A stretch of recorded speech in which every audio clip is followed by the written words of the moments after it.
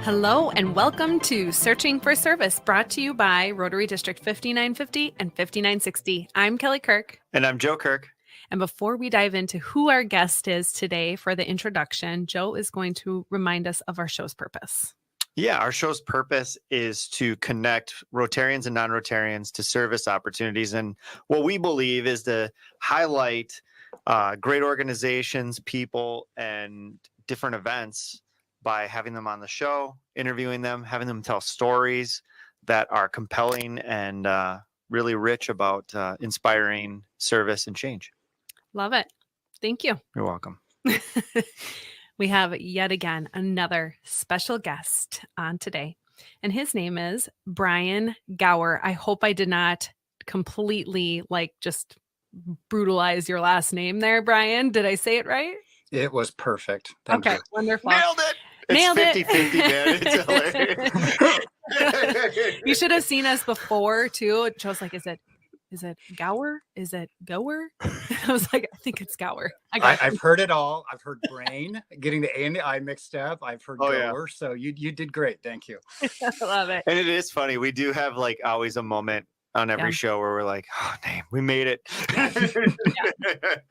So Brian is the Senior Director for Foundations and Partnerships through World Vision United States. And we are honored to have you on and excited to learn a little bit more about partnerships with World Vision and Rotary and how all of that works. Because there's a lot. I mean, it's like peeling back an onion, for lack of better words. So thank you for taking the time to join us today and share a little bit more about what you do and World Vision as well. Sure. I'm excited to be here. Thank you for the invitation. Of course. So we always like to get to know our guests and have the opportunity for our listeners to learn more about you as well. And so let's start with this. Where are you born? Where were you born? So I was born in the good old state of Texas, in Houston, Texas. Okay. Mm-hmm. Deep in the heart of Texas. Wow. You're welcome, everybody. So then you're now in Washington, though. So can you give us a little quick synopsis of how you got from Texas to Washington? Yeah, I born and raised in Houston, Texas for the first 8 to 9 years of my life. That's where my parents had met, going to Baylor University. And my mom's family is from Texas and dad's family is from Tennessee. And so there's been generations of family members that have been in the oil and gas industry. And my dad was working for a company and got the opportunity to move to the San Francisco Bay Area in California to work for Pacific Gas and Electric. And so he moved the whole family out to California, again, when I was around 9 years old. Busy. So from Texas to California, and I'm going to guess a few things happened between 9 and You look at least 25. Yeah. So how did you make your way from California to Seattle? So what brought me up to the Seattle, Washington area was the organization that I've been with now for over 16 years. I never thought I'd be with one organization for that long. That's World Vision. And World Vision has its U.S. headquarters just south of Seattle in the city of Federal Way. And when I was in California, I had finished my master's. I got an MBA with emphasis on international development. So it's applying business to topics like water and sanitation and hygiene and health and nutrition and economic empowerment, things like that. And I was working for a grant writing company at the time in California and was their director of operations. And an opportunity opened up with World Vision, and the interview process began. I think that was probably the longest interview process I've ever been through in my life. That's probably why I don't want to jump ship now. But that's you made it out unscathed, hopefully. Yeah. I finally got over the fence after 3 months of talking with them. Oh my gosh! And moved up to Seattle in 2007, and as they say, the rest is history. Okay. I want to back up a second because some of our listeners know this already, just based off of having previous individuals on here as guests through World Vision. But are you a Rotarian? I'm going to help connect the dots for Yes, I our am a listeners. Rotarian, and so Okay. I am with the Rotary Club of Federal Way that happens to be just a mile away from our U.S. headquarters in Federal Way as well. And so I've been a That's Rotarian for the last about 3.5 years. 3.5 years. Okay. So my next question was going to be, was it because of Rotary that you made that plunge into employment with World Vision? Sounds like the other way. Yeah, definitely the other way around. Okay. It was a little bit of the other way around, where I was around a bunch of colleagues in World Vision and didn't realize that there was this whole other family of Rotarians that shared a similar DNA and are also part of the crazy group of wanting to do service projects at all cost. And so I'm like, okay, this is the kind of, these are my peeps. These are the ones I want to be with. And so that was part of it. Yeah. Well, and what really compelled you to go into nonprofit work? Oh goodness, I always start back when I was actually really young in grade school. I was in the 5th grade, and typical in that time, you're asked to do a book report, and I was looking for a book to read, and started going through the bookcase in my parents' family room, and grabbed this book that I'd never seen or heard before, and it was called The Compassionate Touch.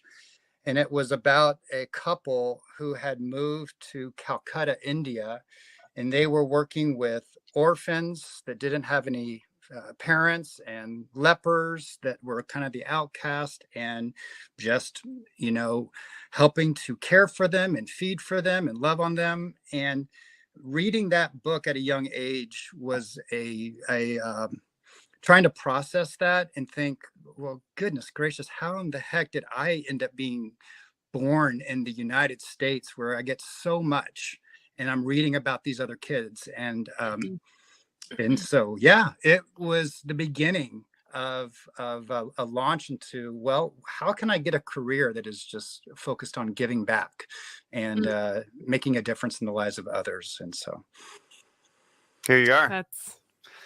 That's really cool. I think it's interesting. Not only are you really realizing that component of it with just, there's so much of the world that doesn't have the things that we have, but also you married it with your education. I mean, it was right in line with what you studied, pretty much. Yeah, not a lot of people are lucky enough to say that they graduate and continue to well, what's interesting is that what's interesting is that, you, by law, you got to go to school. And as soon as I was done with high school, I'm like, I'm out of here. And I did an exchange program of living in India for almost a couple of years. And I didn't have any, bachelor's or graduates, and I'm working with young people and going out to the villages, and I was living with a family, and I'm like, oh my goodness, they don't take for granted education. I mean, you get some of the most high-tech doctors and IT people, and I just was like, okay, this is great that I want to be able to help people out and all, but I think there's something I can learn from these people. And I came back to the US and finished up my education. Yeah. That's funny too. Yeah. That's thoughtful. Well, and it's so very thoughtful. It's so interesting. One of the real main connection pieces between a lot of our guests are that they've either done an exchange of some kind where they've lived somewhere else for a period of time, or they've hosted, but they've had their perspective expanded dramatically of what the world's about. And it really seems to compel a lot of people to do more service, because you just see the disparity in what we have versus what the rest of the world has. And it's laughable, because like the things that the majority of the world worries about, we don't, period. That's right. Yeah. Yeah. I do want to ask, like, of the time that you have been a Rotarian, what has been your favorite service project? Oh, well, what's so unique, or what I really count as a privilege, is that the combination of my day job at World Vision, because I also, within the strategic partnerships team that I'm on, am the point of contact for working with Rotary on all projects that Yeah.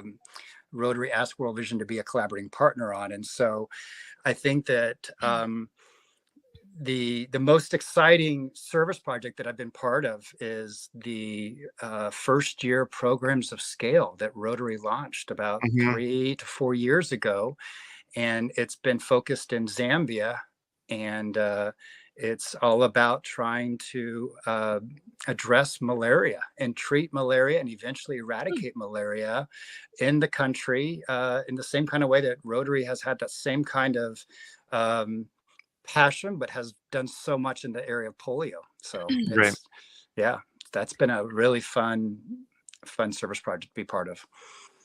This will be a really nice opportunity for us to segue into our next segment and talk a little bit more about World Vision. So maybe give a brief recap of what World Vision is, and then the connection point to Rotary. And we'll talk a little bit more about what your role is. How's that sound? That Sounds sounds amazing. great. Wonderful. I can't wait. Sounds good. All right. As a reminder, you are listening to Searching for Service. I'm Kelly Kirk. And I'm Joe Kirk. We'll see you in the next segment. We'll be right back.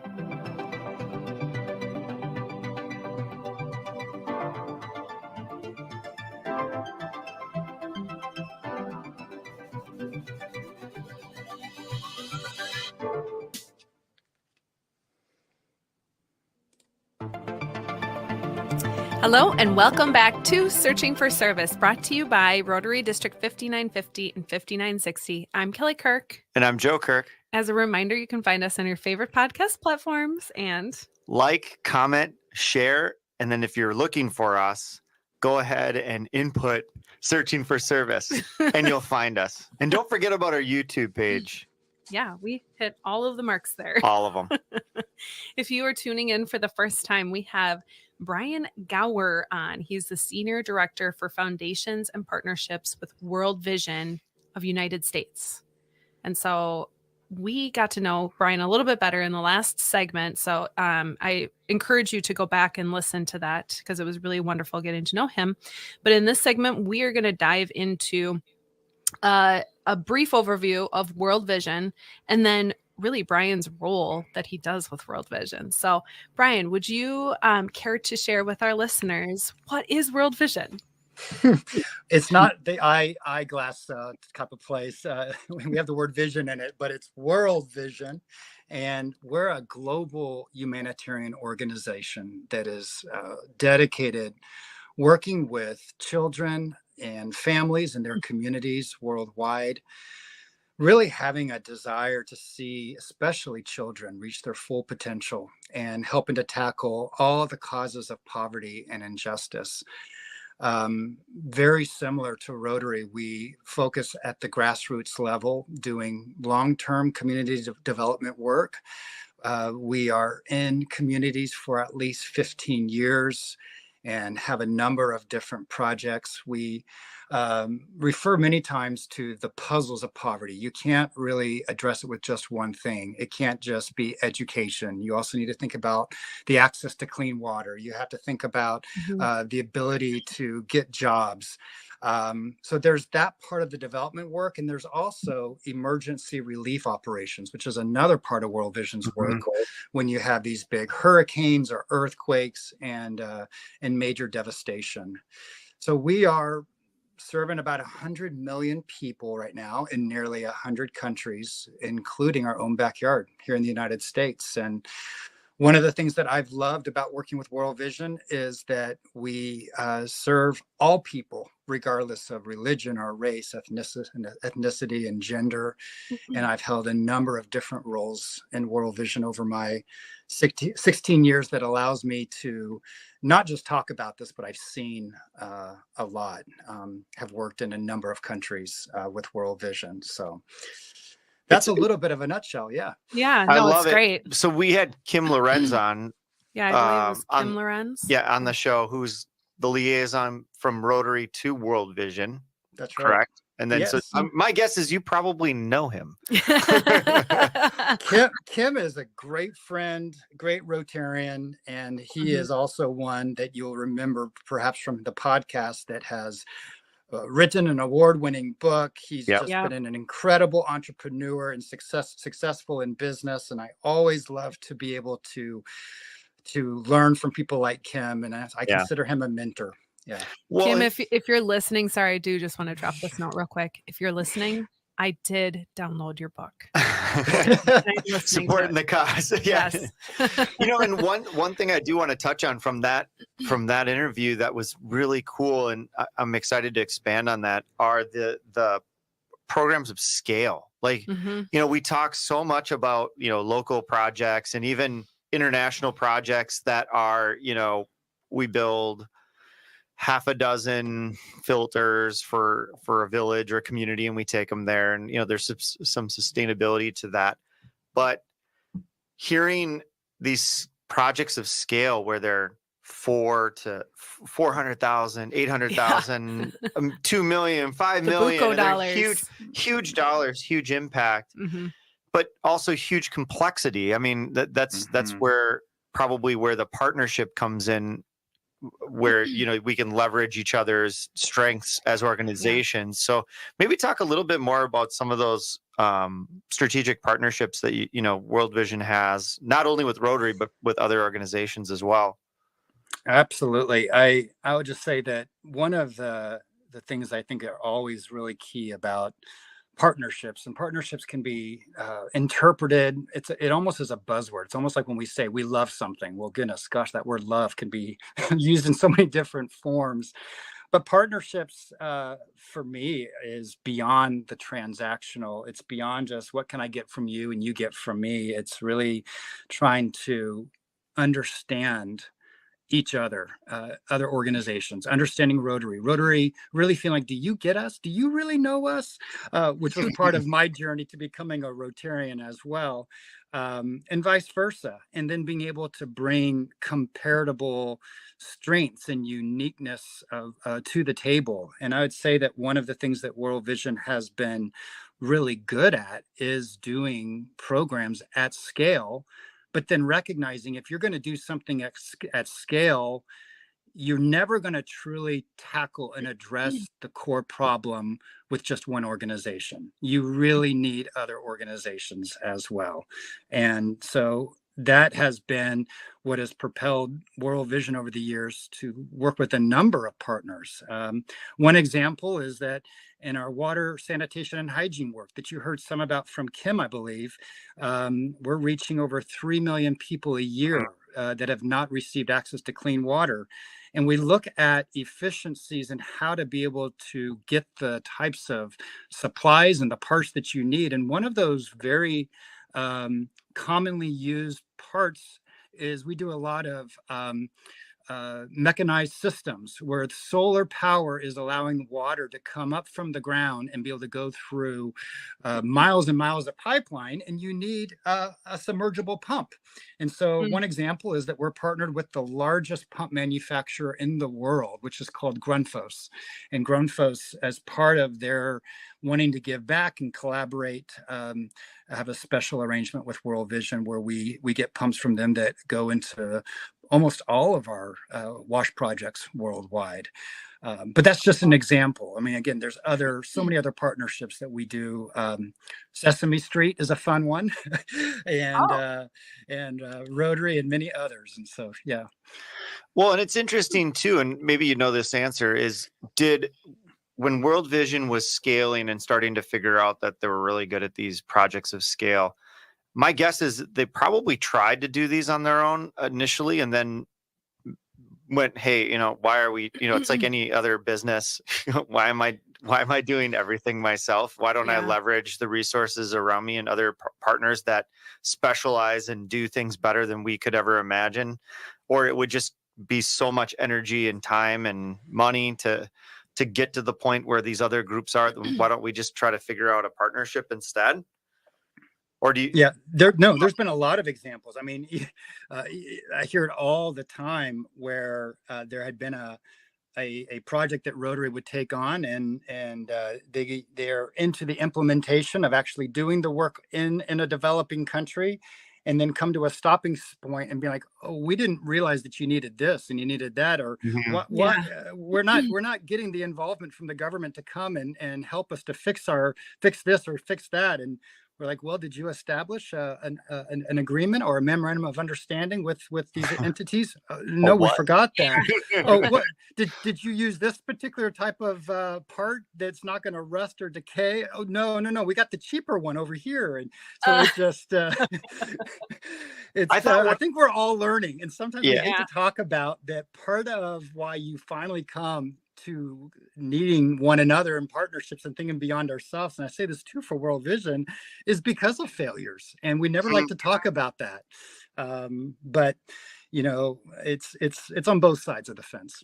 Well, and one of the other things that came out of the interview with Kim that I thought was really interesting is and we don't think about it, is sometimes these clubs will raise a ton of money, and all of a sudden they don't have the bandwidth. And this is where World Vision has been so helpful with Rotary, is, you guys are just well reversed or rehearsed. Yeah. You guys just are experts in, doing those types of scaled up projects where these clubs have no idea. They're like, wait a second here. Well, they don't know what they don't know. Right. And so it's, this is where World Vision can enter in and kind of take the reins. And run with it. I think that one of the things that we found in a number, we've done so many global grants at large scale with Rotary, and one of the things that we've recognized is that you can have a lot of great heart, a lot of great ambition, but World Vision, like Rotary, does have the boots on the ground. We're there, our staff are on the ground, but they're paid professionals and they're in their full day job in these areas. And so we operate like a business in these countries. We have a whole supply chain in the country. You have experts that know how to operate the drill rigs. You have others that know how to work on the education front. And so I think that the business side and the process side has been a complement to Rotary's just great passion and desire to connect and influence and mobilize. So that's just been another great example of the now I'm trying to get my words out. Complementary skills. Yeah, I have nothing. You're a host and have nothing. I know. You have a lot to offer, first of all. We just have 30 seconds here. We're probably just going to segue into our next segment.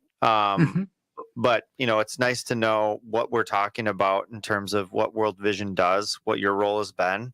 And then so in this next segment, we'll just go into some of the strategic partnerships. We'll talk about some stories. And we're just excited to hear more about the organization. Lots to cover. Thank you for listening to Searching for Service. I'm Kelly Kirk. And I'm Joe Kirk. We'll see you in the next segment.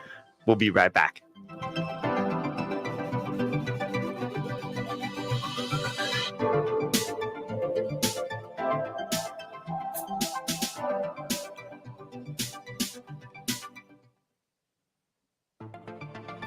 Hello and welcome back to Searching for Service, brought to you by Rotary District 5950 and 5960. I'm Kelly Kirk. And I'm Joe Kirk. As a reminder, you can find us on your favorite podcast platforms and like, comment, give us a 5-star review. We do love those. And you can find us by searching for Service. I apologize, Brian. This is an ongoing thing, and it sounds like you've listened to previous podcasts, so you understand, right? Absolutely. Ongoing thing. I miss Chad. Chad usually falls on that bullet. Yeah. All right. So we have Brian Gower on. He's a senior director for foundations and partnerships with World Vision here in the United States. And so we've gotten a rundown of World Vision, what they do, how they accomplish it.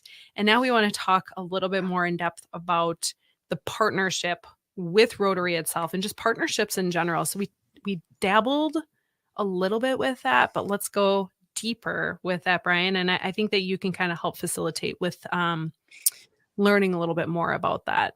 Yeah, I want to maybe pick up from the last segment because we were Yeah. talking about one of the things that World Vision is known for is just doing really large projects. I mean, when just Yeah. in one particular area of the country, we call that an area program, and that encompasses 30 to 50,000 people. And some of the countries like Zambia, we've got up to 40 of those. And so we're covering large areas doing multi-million dollar projects. And so when we've been in partnership with Rotary now for over 22 years, and we've been doing, for most part, global grants. And World Vision has had a vision for a long time that we would like to be able to do larger scale service projects with Rotary.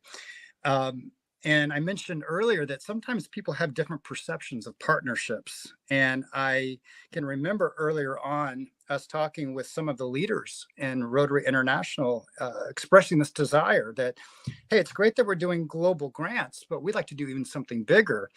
And some of these folks had almost fallen out of their chair when they said something bigger, because they said World Vision is already pushing us to do $800,000 global grants. Is that not considered big? Most of our global grants are like 50 to 100,000. And and we responded to say, we want to be doing multi-million dollar grants together that are being able to really address the big issues that we're talking about, like polio, like malaria, and water, sanitation, hygiene, and others. And so it's taken years of doing these global grants that are definitely large for Rotary. And during that period of time, really being able on the World Vision side to be able to say, hey, we're going to be with you, even on the global grants, but we have a bigger focus, a bigger vision, a bigger priority. But it takes both kind of aligning to that. And it was, again, about 3 or 4 years ago, where the leadership in Rotary said, we want to harness all the great things that Rotary is doing around the world, especially in the area like polio, and start, trying to see what would that look like in other areas. And so being able to be part of the first year programs of scale, which was a $6 million opportunity compared to 800,000. Now we're getting to where we want to go. And I think that sometimes it just takes time being able to, not say prove yourself, but to be able to really stick with a partner and to be able to build that trust and to really show that genuine desire. No, you really do understand us. You really do get us. And so to come to that point of then doing a programs of scale at that kind of scale, that was where there was more alignment than ever before in us being able to really do something big. Well, and I suppose it's a lot about flipping the mindset too, because you think about Rotary as a structure, and like one of the greatest things about it is it diffuses down to the club level so well. Yeah. And like we get all of these many little things that group together that become enormous. And that's been Rotary's bread and butter is, hey, let's do a $2,000 project here, $2,000 project there. You add up thousands of those and it's enormous impact.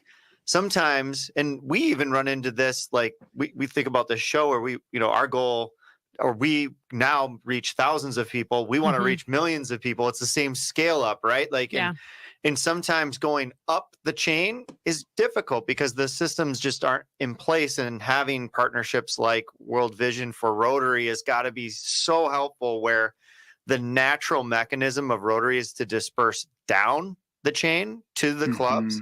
Whereas like World Vision comes alongside and goes, hey guys, we could actually do some really, really big stuff, and we just go this way. Yeah. I think that's so cool. And that's a really great partnership for Rotary, because it doesn't require a structural change in Rotary, but versus just a strategic partnership in World Vision to help facilitate all of that change and to be thinking about those huge projects.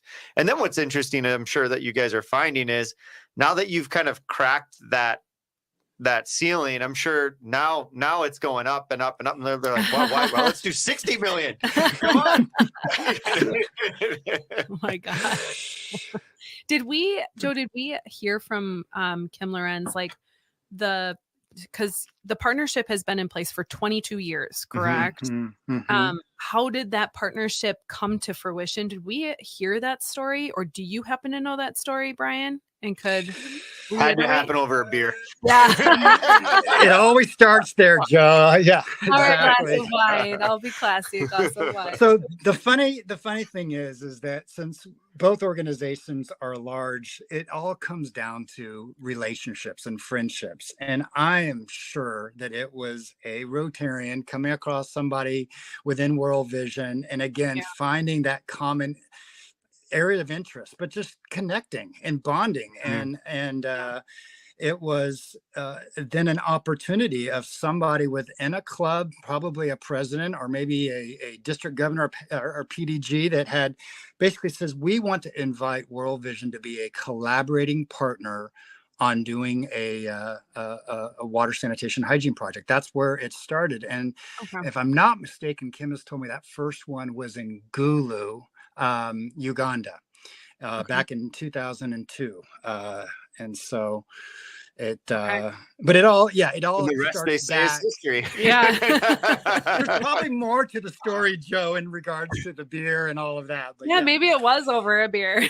Well, Who knows? And here's my thing usually with partnerships and things like that is they usually come out of necessity. So I could see where Rotary got over their skis somewhere. Yeah. And it was it was like, hey, we need help. And then we were connected to somebody within World Vision that then helped. And then like, oh, this was really nice. This worked out real Maybe good. we should continue this. But the interesting thing too is that Rotary for years and years has been doing global grants, and there was nothing even thought of a new program called Programs of Scale. That was completely new. And I think when you're talking about partnerships and you want to maybe take it to another level, there's sometimes that human side of like, am I going to be losing something? You know, is somebody going to be taking something away from me? Well, this is the way it's always been done. And I think that one of the really exciting things for myself, but also for World Vision, is just to see how organizations evolve, and they're willing to take risk, and they're willing to kind of put themselves out. But it's through, again, the 22 plus years of building trust. Like, we stuck with you, you stuck with us. It's been messy at times. There's been failures at times, but we can be able to do this together. So, and I just think I go back to the Rotary structure is it's a double-edged sword, right? And you just can't help but World Vision was just such a perfect partnership in terms of scaling up versus diffusing down. And so it just makes total sense. And I remember when we had Kim on, I'm like, I don't even think that way, because you're always thinking so local, so hyper local with Rotary. And, maybe you go to the district level, or, maybe you go to a global grant, but it's not that huge, massive impact where we're talking about, hey, let's do $100 million project, and this is how we can do that. Right. where it seems like you really took, like, that partnership seems to have taken that lid off. And now we're starting to think about those things. And you said that we're 3 years into Programs of Scale. Is that correct? From the time it started, we're now in we're about halfway through in the third year. So the final year of the Programs of Scale. Yeah. Well, and maybe talk to us a little bit about how those are going.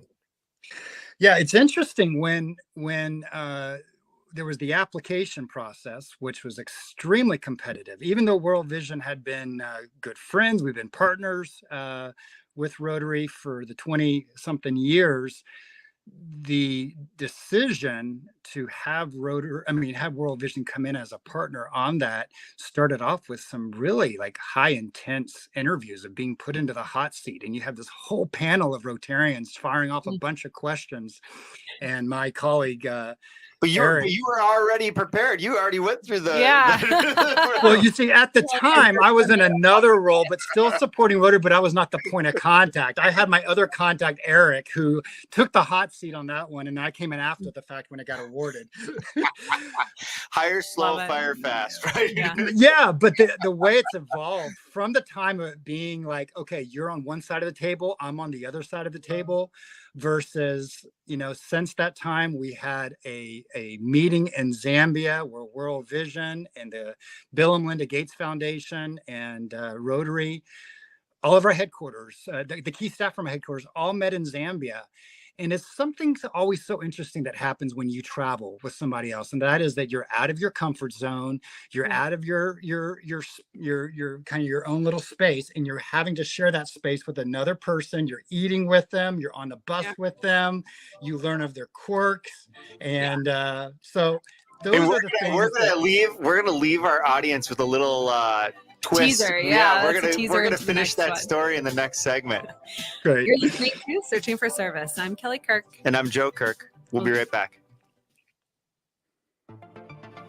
Hello and welcome back to Searching for Service. I'm Kelly Kirk. And I'm Joe Kirk. Oh, I should probably mention our show is brought to you by Rotary District 5950 and 5960. It sure is.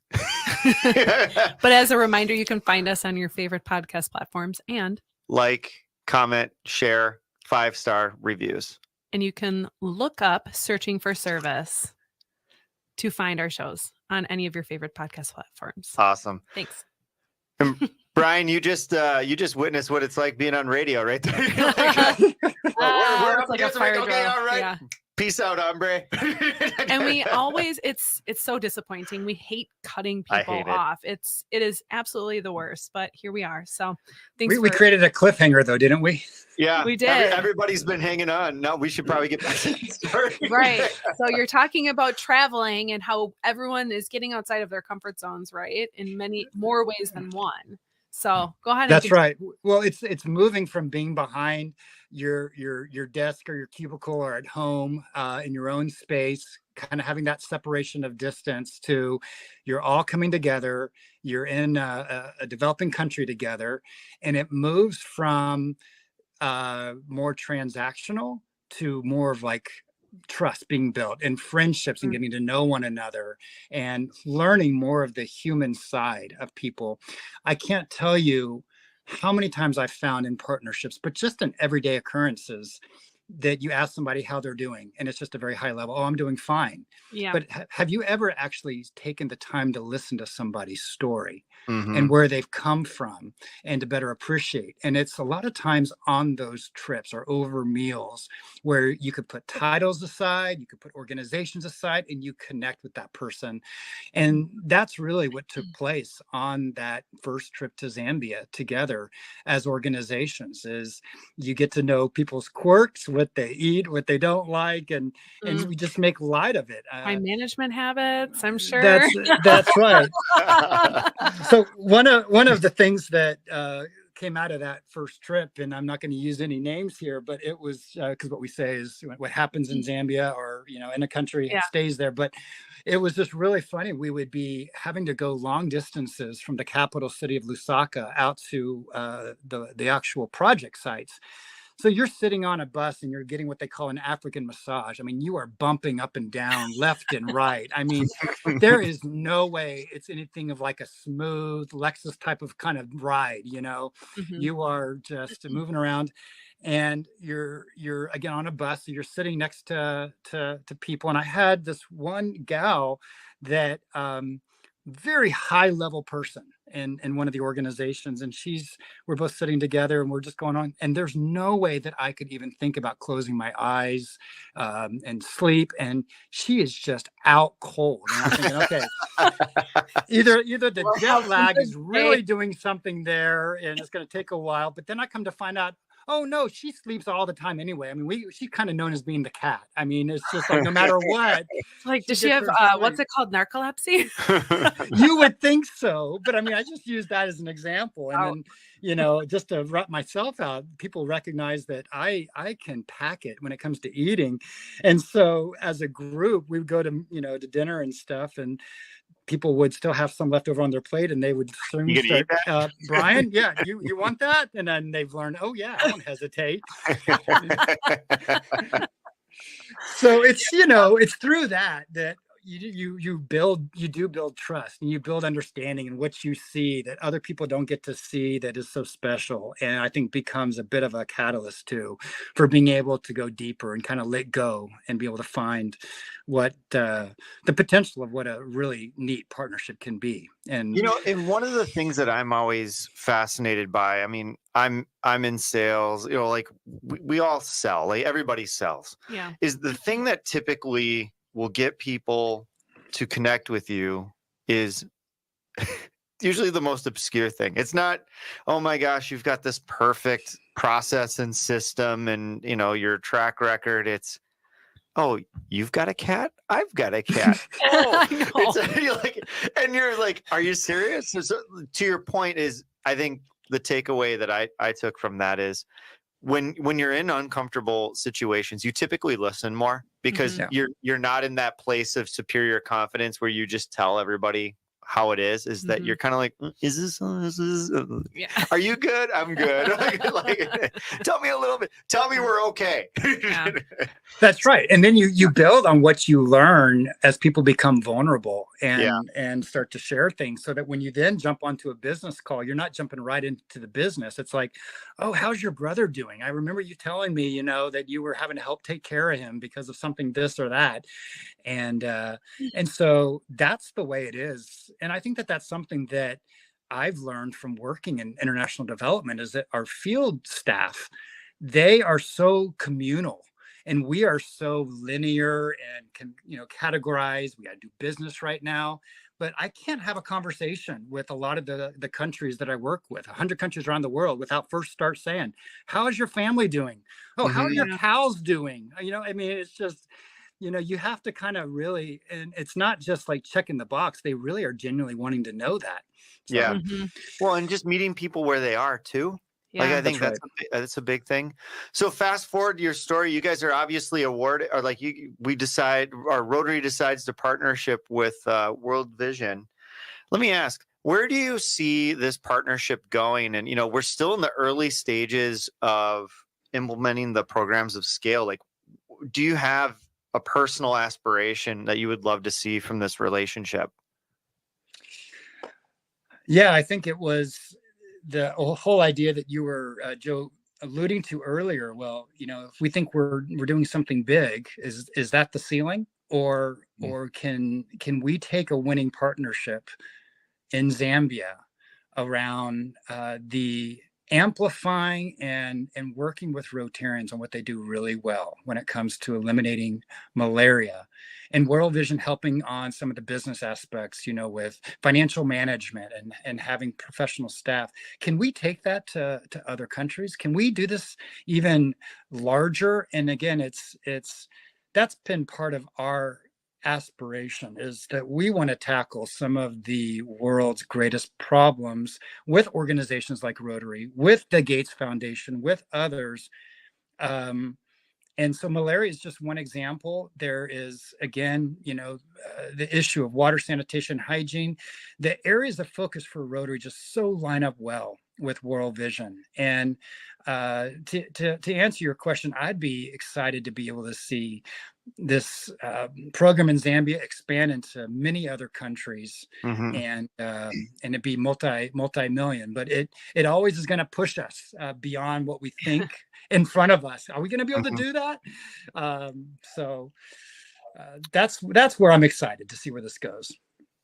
Do you have any idea what it would cost to expand that program into, say, like, I don't know, however many more countries, or do we have an idea of what that project has been costing? I see a little smirk, Brian. I always like to throw numbers out there because I think it's an important thing to do. You got to put it out into the universe. Yeah. I think that one of the things that Rotary and World Vision and the Gates Foundation have learned in Zambia is that you can't look at all of the resources coming from abroad, from the U.S. How do you empower these governments and the role that they play in putting skin in the game and looking at all the different actors and all the different funding mechanisms? one of the other big projects that we've done with Rotary, when we talk about high numbers, is again water, sanitation, hygiene. And Kim talked about how, gosh, over 70% of the partnerships have been in that space with Rotary. Mm-hmm. And we just recently launched a new program that is looking at providing water to every single man, woman, and child in the places that World Vision works. And we've been working with Rotary in Zambia and Honduras. And just in Honduras alone, just in the areas that World Vision works, we're saying it would take $60 million. Okay. Yeah. For malaria, I think that there's so many components, but yeah, we're talking millions and millions of dollars, but it shouldn't dissuade us in terms of the kind of impact that we can be able to do together. Well, if anything, it should really motivate us, because, you know, maybe we're doing some of these $6-8 million projects, but to really make the difference that we're setting out to do, I mean, we've got to 10x that at least to even make a dent. So it's I like that. Because again, I like that we keep kind of raising that bar and thinking further into the future and going, we can do more. We can continue to do more. Yeah. About 1 year into the program in Zambia with Rotary, the programs of scale, World Vision did a whole write-up that went into an annual report, and we highlighted this, and we got different testimonials. And we did get a testimonial from John Huco, the Rotary General Secretary and CEO. And what he wrote was, I think getting to your question, Joe, he says, like our longstanding polio eradication effort, the partnership in Zambia today with Rotary, World Vision, and the Gates Foundation is not only a blueprint for transformative public health projects, it also offers a long-term vision of the collaboration we need to address hard and systemic problems in a post-COVID world. These problems require great boldness to tackle, but also the humble admission that we can't tackle them alone, and we must identify proven methods to catalyze the sustainable change that we need. That's like the mic drop. It totally is. Nice little bow on this interview. It totally is. I think that just speaks such volumes to the partnership between Rotary and World Vision. And thank you so much for being on the show today. This has been really fun, and I loved it. I wish we had 6 more hours to go. Well, thank you guys for making this so much fun. We need more time. We need more time. Thank you again, Brian. We appreciate you as our guest on today. As a reminder, you're listening to Searching for Service. As a reminder, it's time to stop searching and start serving.